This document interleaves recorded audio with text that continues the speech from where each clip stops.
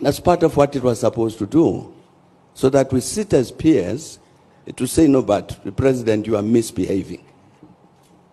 You are stealing public resources. You've accessed power in order to put money in your pocket. This is not the leadership we want. But we're not doing that sufficiently because we're afraid. We're afraid to speak frankly to one another about the wrong things that we're doing.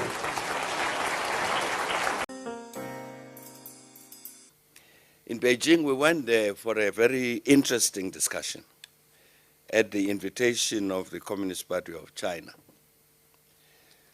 And you know, the Communist Party of China invited us and other people from around the world to discuss an important issue.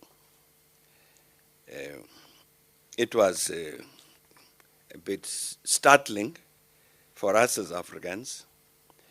They wanted us to discuss the issue of corruption in ruling parties.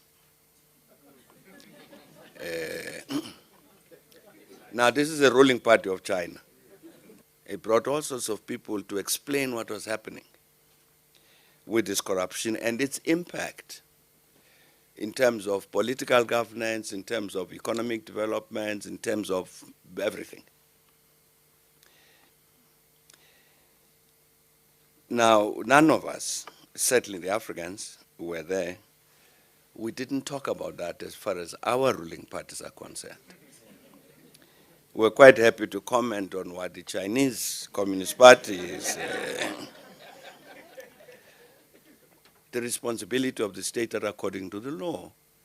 And you can't say, because these are people who are high in the party and government and so on, are therefore untouchable.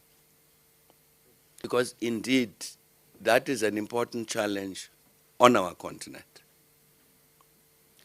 I think if we look around throughout the continent, it really will be very difficult to find a ruling party that has no corruption in it.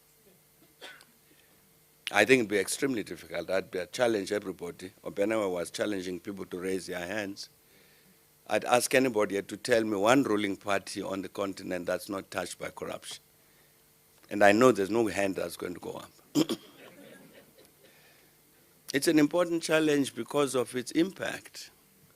It's bad in itself, but it has an impact on all of these things we're trying to do.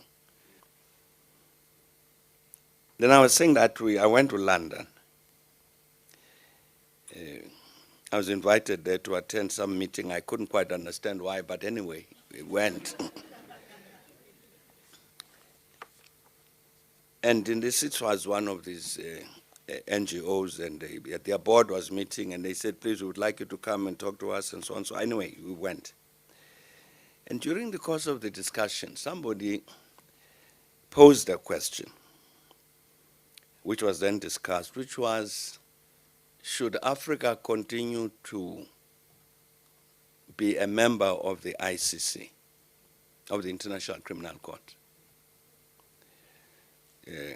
And this evoked a very interesting and a hot discussion.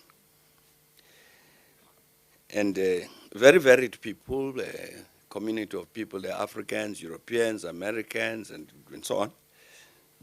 And interestingly, the overwhelming view was the Africans should pull out of the ICC. Listen, my friends, listen.